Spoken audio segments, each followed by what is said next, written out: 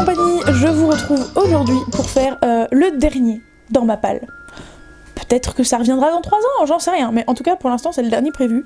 C'est donc la partie basse de ma palle, côté SFFF, donc qui me plaît un peu moins en SFFF, mais je le rappelle, si un livre ne me plaît pas, je vais pas m'embêter à vous le présenter.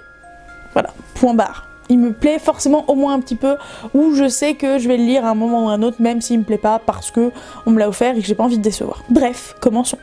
Comme la dernière fois, je vais vous dire en gros si ça fait partie de ceux que j'ai vraiment pas envie de lire, ceux que j'ai un peu envie de lire mais bof, et ceux que j'ai bien envie de lire quand même. Et pour commencer cette catégorie de j'ai bien envie de les lire quand même, il y a La Légende des Quatre, le tome 1, Le Clan des Loups de Cassandra O'Donnell aux éditions, là ici... France Plaisir, mais je crois que c'est Flammarion de base. Je ne me rappelle pas de grand chose, juste que c'est une histoire de métamorphe. D'un autre côté, le clan des loups, voilà. Hein. Je sais pas en combien de tomes c'est, je sais qu'actuellement le 3e tome est sorti, mais comme je me suis toujours pas plongée dans le premier tome, ça m'importe peu pour l'instant. Ouais, on va faire dans l'efficacité, d'autant plus qu'il y a moins de livres que dans les 2 autres précédentes dans ma palle, donc ça devrait vraiment être beaucoup moins long que les 2 autres. Enfin, je vais essayer. Ensuite, nous avons SAO, donc Sword Art Online, Alicization Turning, de Reiki Kawahara et Abek aux éditions Ophelb. Pour rappel, j'ai commencé par lire cette série de light novel, ou de romans, je sais pas trop. Puis je les ai regardés en animé, et en fait, l'animé a dépassé le roman. Et du coup, je suis encore moins motivée, malheureusement, à lire les romans. J'aimais bien les romans, hein,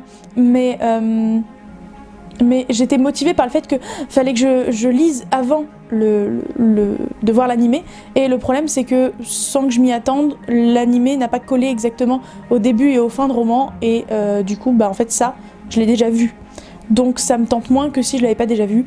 Bref, vous avez compris le concept, il me fait quand même envie, mais il est dans la catégorie bref. Alors celui-là, je suis sûre que vous l'avez vu dans un book haul parce qu'il est là depuis 3 plombes. Il s'agit du premier tome de Grisha aux éditions Milan de Leith Bardugo. Comment vous dire? J'avais pas trop aimé le premier tome de Six of Crows, mais un abonné, je ne sais plus qui, m'avait dit « Oui, mais c'est parce que c'est pas la trilogie d'origine, c'est un spin-off, donc peut-être que si tu commençais par Grisha, tu préférerais. » Du coup, j'ai acheté Grisha, mais comme j'ai pas aimé Six of Crows, bah, ça me tente pas pour autant. Donc un jour, je le lirai, mais pas pour l'instant. Bref. Du coup, Six of Crows m'a pourri mon envie de lire Grisha. Voilà. Un jour peut-être. Ce livre fait donc partie du bas de la pile. Voici venir le temps des grosses pavasses. Pardon si je vous mets la chanson en tête. Il s'agit du premier tome des Entremondes, L'Hôtel Invisible de Sean Isley aux éditions Lumen. Ici, écoutez, je ne sais pas grand chose, juste que ça ressemble vachement à L'Auberge d'Entre les Mondes de Jean-Luc Marcastel, que j'ai beaucoup aimé, que j'adore autant et j'attends la suite avec impatience, mais que en gros il y avait eu des avis mitigés, c'est-à-dire que les 2 booktubeuses que je suis le plus et auxquelles je me fie le plus, Patatra et Pikiti, sont pas du tout d'accord. Pikiti a adoré et Patatra a trouvé qu'il y avait des longueurs interminables, du coup je suis en mode je sais pas, ça me fait moyennement envie, donc il est au milieu de la pile. Il s'agit d'un jeune homme qui va être dans un hôtel qui manifestement peut accéder à différents mondes. Alors je sais pas si c'est vraiment des mondes différents ou si il permet de se balader sur le globe, je ne sais pas. Mais ça fait envie et en même temps j'ai peur à cause des critiques. Ensuite nous avons Jessie des Ténèbres de Yann Rambaud aux éditions Le Livre de Poche Jeunesse. C'est Patatra qui m'avait donné envie de lire ce livre qui est en tome 2. Parce qu'elle avait commencé par ce tome 2 et ensuite elle avait dit « Ah mais il y a un tome 1 avant ». Et moi je m'étais dit bah si je sais qu'il y a un tome 1 avant, je veux lire le tome 1 quand même si c'est pas obligatoire, pour lire plus tard le tome 2. J'avais adoré le tome 1, très lyrique, très poétique, très onirique, enfin bref, trop bien. Le tome 2 me tente, mais comme c'est très lyrique, onirique, tout ce que je vous dis avant, bah c'est pas punchy, et c'est ce qui pourrait me manquer un petit peu. Et je pense que c'est pour ça qu'il est pas tout en haut de ma pile, c'est qu'il y a plein de trucs plus punchy, ou plus originaux qui me font envie. Donc lui, j'ai très envie de le lire, hein, je ne nie pas. Mais comme l'histoire a l'air d'être moins extraordinaire, il est plus bas dans la pile. Donc il est en haut de la pile d'aujourd'hui, mais du coup ça le fait au milieu de ma pile SFFF en général. Celui-ci c'est un classique de la littérature de fantasy, puisqu'il s'agit de Le Don, donc le tome 1 de la série Le Dernier Souffle de Fiona McIntosh aux éditions Milady. Je l'avais eu il y a très longtemps au SLPJ à la suite de 2 achats poche, c'était un gratuit. Du coup je l'avais pris parce que c'était celui qui me tentait le plus, mais je sais pas grand chose dessus. J'ai toujours peur avant de me lancer dans de la fantasy parce que c'est un peu prise de tête pour moi des fois. Donc il faut que j'ai l'esprit libre et clairement en ce moment j'ai pas l'esprit libre. Donc il est en bas de ma pile, j'avoue, et il est en bas de ma pile depuis quasiment toujours. Mais bon, je l'ai eu gratuit donc on va pas cracher dessus. Et puis un jour je le lirai, on y croit. Dernier poche de ce dans ma palle. Laurine va me tuer de le voir ici, va me tuer d'entendre parler de lui. Il s'agit de Gardien des Cités Perdues, le tome 2 Exil de Shannon Messenger aux éditions PKJ, que j'avais acheté manifestement au SLPJ de 2017. Il y a encore l'étiquette derrière. Concrètement, comment vous le dire les petits potes, je me rappelle quasiment rien du tome 1. En vrai, il faudrait que je relise le tome 1. Je suis pas motivée à lire le tome 1. Si ça se trouve, je vais attendre que Laurine, ça peut attendre mon plan ça, je vais attendre que Laurine finisse la saga, me donne son opinion finale sur la saga, et là peut-être qu'elle arrivera à me motiver, ou genre je vais lui dire trouve un moyen de me motiver, j'en sais rien. Bref, Gardien des Cités Perdues, le tome 2, promis je le lirai un jour, hein. Il fait partie des... ouais j'ai envie de le lire, donc au milieu de la palle globale et au-dessus de la palle d'aujourd'hui, mais s'y est toujours pas pour l'instant quoi. Ensuite, nous avons Les Outrepasseurs de Cindy Van Wilder aux éditions Gulfstream. J'avais lu le premier, donc, parce que c'est le tome 2, La Reine des Neiges, pardon, j'ai oublié de le dire. Mais le premier, c'était... Enfin, quand c'était sorti, ça avait fait beaucoup de bruit. Et je savais déjà que le premier, c'était une sorte de préquel, en vrai, parce que c'était l'origine des pouvoirs du héros. Et donc, le héros, on le suivait presque pas dans ce premier tome, parce que on suivait une sorte de préquel, l'histoire des origines. Et je l'ai dit tout à l'heure avec Jessie les Ténèbres, moi même si on peut commencer par le tome 2, je veux pas commencer par le tome 2.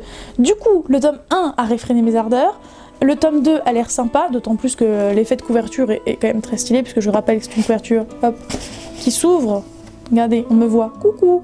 Et là c'est la couverture intérieure, ça me tentait beaucoup, donc il y a une histoire de métamorphe, mais c'est tout ce dont je me rappelle, donc d'un jeune garçon métamorphe qui découvre qu'il est métamorphe, adolescent, et c'était tentant, mais comme le premier tome m'avait vraiment braqué, voilà, je me suis pas lancée dans le tome 2.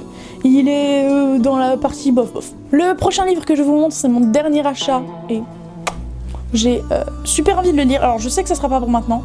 Il s'agit du préquel du Pays des Contes de Chris Colfer. Donc ici ça s'appelle Une histoire de magie, oui c'est ça, le tome 1 de Chris Colfer aux éditions Michel Lafon. Bref, donc le préquel du Pays des Contes.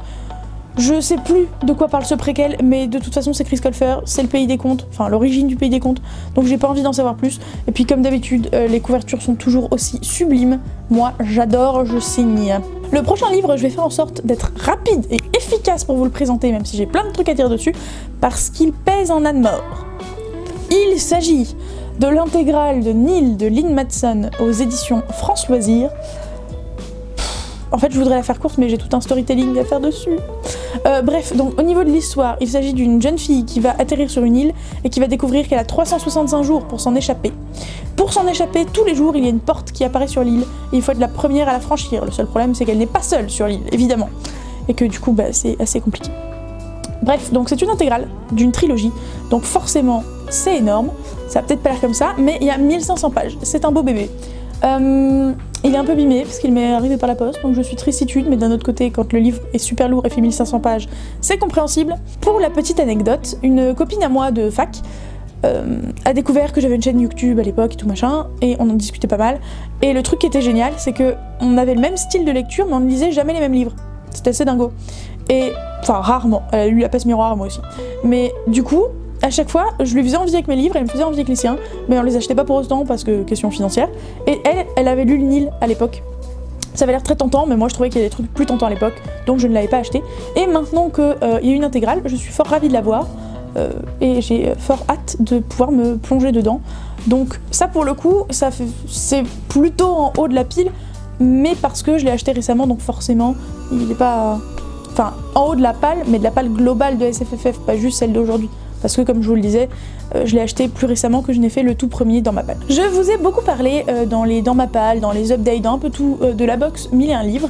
Et cette box est terminée, c'est achevé. Parce que les créatrices, je sais pas trop, se sont lancées dans une maison d'édition, ont créé leur maison d'édition. Et du coup, la dernière box de 1001 livres, c'était avec un de leurs livres, leur première publication, et il s'agit de Trône de cendre, le livre 1 de Jessica Pierce aux éditions donc Rivka, c'est leur maison d'édition. Je ne connais pas le synopsis, je sais juste, comme vous pouvez le constater, qu'il y a une histoire de science-fiction, d'astronomie. Enfin, d'astronomie non, mais vous avez compris, de cosmonautes, tout ça. J'ai envie de la lire, mais sans plus, parce que derrière le synopsis dit pas grand-chose. Genre vraiment rien, je vous lis ça, attendez. Une station spatiale en danger, un trône menacé, bienvenue à bord de l'Atlas. C'est tout. Bon, je sais que c'est leur début, c'est leur tout premier livre, mais la prochaine fois, ça serait bien de mettre un peu plus que ça pour donner envie. Donc j'ai pas plus envie que ça, d'autant plus que pour l'instant, dès que je vois la couverture, je repense à la polémique débile, vraiment débile, qu'il y a eu autour de cette couverture. Alors j'ai pas envie de vous la donner forcément, parce que si je trouve ça débile, voilà. Mais, enfin, elle est pas débile la polémique en elle-même, je trouve qu'elle est futile parce qu'elle a pas lieu d'être ici. Voilà, c'est tout. Bref, tout ça pour dire, du coup, j'ai bof envie de le lire pour l'instant parce que je sais pas de quoi il parle, mais peut-être que si je vois quelqu'un qui en parle, ça pourrait me donner envie. Malheureusement, il faudrait que je sois abonnée à une booktubeuse qui était abonnée à 1001 livres ce mois-ci et qui l'a lu. Il y a un peu trop de probabilité pour que j'arrive vraiment à trouver cette personne, malheureusement. Allez, courage, plus que 5 bouquins. Je continue sur ma petite lancée livre 1001 livres, justement, avec Le Dernier Magicien Lars Arcana de Lisa Maxwell aux éditions Casterman, qui est une belle bricasse. Je pense que ça fait partie des raisons pour lesquelles il a baissé dans ma palle. Je sais pas de quoi ça parle. Genre vraiment, j'ai tout oublié. Vraiment tout, hein. Sauf le dernier magicien qui peut sous-entendre que donc il y a de la magie, mais que le dernier magicien il doit se planquer peut-être, ou enfin je sais pas, j'en sais vraiment rien, je ne me rappelle de rien. Je sais juste que le deuxième tome est sorti il y a pas si longtemps. Ça me fait envie sans plus, donc je dirais qu'il est milieu haut de ma palle d'aujourd'hui. Encore un livre de 1001 livres, ma parole, il n'y a que ça. Le tome 1 de Destiny de Cécilia Ahern aux éditions quoi, tiens, aux éditions Hachette Roman. Ce roman-ci, je l'avais eu à Noël, je l'avais choisi, puisque généralement à Noël, on peut choisir parmi une sélection de bouquins, et donc j'avais choisi celui-ci. C'est une dystopie avec une histoire d'imperfection, donc dès que vous faites une bourde, en gros, vous êtes marqué par un sceau, ou je sais plus quoi, un truc du genre, et du coup, bah, tout tourne autour de la perfection, etc. J'en sais pas grand-chose de plus, mais ça me suffit largement. De la palle d'aujourd'hui, c'est plutôt en haut. Il me reste encore 3 livres à vous présenter, et je viens de regarder, 2 des 3 sont parmi les box 1001 livres, donc cette fois-ci c'est... Oh là, il est dégueulasse. Il s'agit de Au service de Sa Majesté la Mort, le tome 1, L'Ordre des Revenants, de Julien Hervieux aux éditions Castelmore. Je me rappelle que c'est une journaliste qui va décéder au début du bouquin, et en tant que amérante, elle va être recrutée par la mort elle-même pour lui faire accomplir je sais plus trop quoi, pour être honnête, mais lui faire accomplir des trucs. J'ai remarqué que les box, enfin les livres de box, je les lisais souvent, soit je les lisais quand je reçois la box, que ce soit une box française ou anglaise, soit je les faisais traîner dans la palle pendant 3 plombs. Donc au final, c'est pas si mal que j'ai arrêté les box littéraires. En fait, j'ai pas arrêté, soyons concrets. J'ai fait un accord avec une collègue géniale, que j'adore. Salut Caroline, si tu passes par là un jour. Et en gros, on achète les box à Our Crate, mais elle prend le livre et moi je prends les goodies. Donc ça l'arrange elle parce qu'elle a pas les goodies dont elle n'aurait pas grande utilité, et ça m'arrange moi parce que j'ai pas un bouquin qui s'ajoute dans ma palle en anglais en plus. Voilà. Donc, bref, tout ça pour dire, il a l'air sympa, ça me fait envie, mais sans plus, et tous les livres que je m'achète moi-même me font toujours plus envie que les livres que je reçois de box. Et à présent, il s'agit du mini coup de gueule que j'avais à passer. Iscari, le tome 1, Achat tueuse de dragons de Kristen Ciccarelli, aux éditions J'en sais rien, aux éditions Gallimard Jeunesse. Je pense que vous le voyez venir. Mon coup de gueule, c'est cette histoire de couverture. Alors, étant donné que j'ai pas lu le tome 1, je peux pas encore me plaindre, mais je le fais quand même, c'est pas grave. Le tome 2 a eu une nouvelle couverture, et du coup, ils ont refait une couverture au tome 1. Mais du coup, j'ai peur qu'on n'ait pas la suite de cette charte graphique pour les tomes 2 et la suite, parce que je crois que c'est une trilogie. Du coup, ça me saoule, je déteste quand ils font ça. J'espère au moins que les dos s'accordent un minimum, parce que sinon, je vais être vénère, mais je crois pas non plus. Donc ça me saoule, mais ça c'était le petit aparté graphique. Pour parler de l'histoire, je ne sais rien non plus sauf le titre. Voilà, je sais que ce que le titre m'indique, donc Achat tueuse de dragons, c'est tout. Je sais qu'il a fait beaucoup de bruit, notamment dans la sphère anglophone. En France, un peu, mais sans plus. Du coup, moi, il me tente, mais sans plus. Et enfin, le dernier achat que je vais vous présenter, c'est un peu un achat regret. Voilà. Achat regret et achat lecture en cours aussi. Il s'agit d'un livre que j'ai acheté parce que Benjamin Lacombe, tout simplement. Donc, c'est Histoire de fantômes du Japon, illustré par Benjamin Lacombe, et l'histoire est de Lafcadio Hearn, enfin les histoires. C'est aux éditions Soleil, dans la collection Métamorphose. Ce livre est visuellement parlant magnifique, parce que Benjamin Lacombe, enfin regardez-moi ça, voilà, hein. Mais clairement, je crois que j'en ai lu une histoire, parce que c'est des petites histoires, et j'ai la même impression que quand j'avais lu... Comment ça s'appelle ? Que quand j'avais lu Les Contes Macabres d'Edgar Allan Poe, c'est-à-dire les dessins sont magnifiques, j'adore, mais ça coûte une blinde et j'aime pas l'histoire, donc trimballer l'histoire juste pour de magnifiques illustrations, le seum est en moi. Voilà. Donc là c'est le cas, j'ai commencé à le lire. Il y a 10 histoires dedans, je pensais que j'en avais lu une en entier, même pas, je viens de regarder. Ça marche pas avec moi, hein. Ça ne marche pas avec moi. Je suis pas emballée, alors je le lirai, je pousserai. Mais étant donné que c'est 10 petites histoires, à mon avis, à la fin de mon bouquin par exemple, ou de suite d'après, je la finis. Et la fois d'après, enfin entre chaque bouquin, je vais peut-être lire une histoire. Mais bref, du coup je peux pas dire si c'est en haut ou pas de ma palle puisque c'est en cours, donc voilà. Mais c'est pas... ça m'enjaille pas les masses. Et c'est sur ce bon gros sel, ce somme, que nous finissons ce dernier dans ma palle. J'espère que le concept vous aura plu.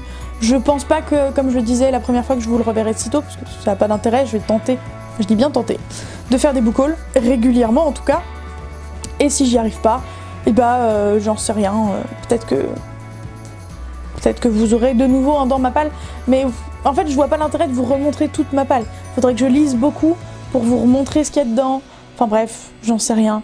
Je sais pas, je pense pas que ça aurait grand intérêt, bref. Par contre, il y a un tag. Il y a un tag sur la palle, je sais plus comment il s'intitule, mais il y a un tag sur la palle. Je me rappelle que je l'avais vu il y a très longtemps sur la chaîne d'Audrey. Et il pourrait être sympa, donc dites-moi en commentaire si ça vous intéresserait que je le fasse. Alors dans un certain temps à nouveau, je viens de vous présenter tous les livres de ma palle, ça n'aurait pas d'intérêt que je refasse un tag sur la palle là, bientôt. Mais peut-être quand j'aurai du temps, ou quand Laurine aura une grande palle, parce que le truc c'est que, de mémoire, à l'époque j'aurais voulu faire ce tag, voire j'étais pas encore booktubeuse à l'époque, peu importe, mais j'avais une toute petite palle, voire genre 3 bouquins dans la palle, du coup ça servait à rien, parce qu'il y a genre 15 questions, donc si pendant 15 questions tu présentes 5 fois chaque bouquin, je vois pas l'intérêt quoi.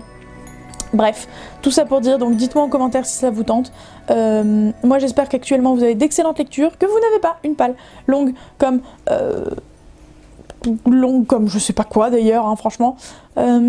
J'espère que vous avez d'excellentes lectures, que votre palle vous envoie du rêve, qu'il n'y a aucun livre de votre palle où vous vous dites « Ah non, pourquoi je l'ai acheté celui-là ?» Bref, vous voyez l'idée. Je vous fais de gros bisous, je vous souhaite d'excellentes lectures et je vous dis à la prochaine. Ciao!